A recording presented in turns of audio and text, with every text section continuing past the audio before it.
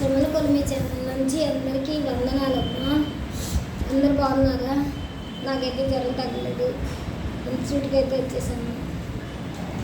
నా కోసం కూడా ప్రార్థన చేయండి. ఈరోజు మన ప్రార్థన అంశం వచ్చి టైం అంటే దేవుడు తగు సమయంలో మనకి ఏం చేయాలో, మనం ఏం అడిగామో, మన ఈవులు ఎలాంటియో వాటిని మనకి ఇవ్వడానికి ఆయన కార్యం చేస్తూ ఉంటాడు. మనకి ఈరోజు అడిగింది ఈరోజు ఇన్స్టెంట్గా అవ్వలేదు అనుకోండి, రేపు అడుగుతాం, రేపు అవ్వలేదు ఇంకో రోజు అడుగుదాం. అలా సంవత్సరమైన 2 సంవత్సరాలైనా అబ్రహాం చూడు పిల్లల కోసం అడిగినప్పుడు వాగ్దానం చేశాడు కదా, పిల్లల్ని ఇస్తానని, ఇసాకుని ఇస్తానన్నాడు కదా. కానీ 25 years వెయిట్ చేస్తాడు. అంటే ఆయన సమయం వచ్చినప్పుడే ఆయన కార్యం చేస్తాడు.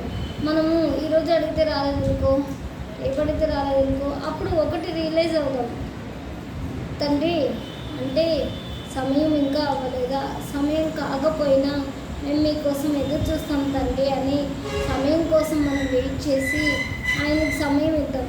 సరేనా? ప్రార్థన చేసుకుందాం.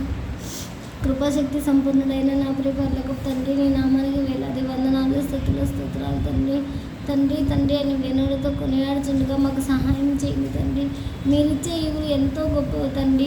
సమయం లేట్ అవుతుందంటే అది ఇంకా గొప్పగా ఉన్నాడు తండ్రి. మేము అడిగేవి మాకు ఏదైనా చెడు జరిగించవచ్చేమో తండ్రి.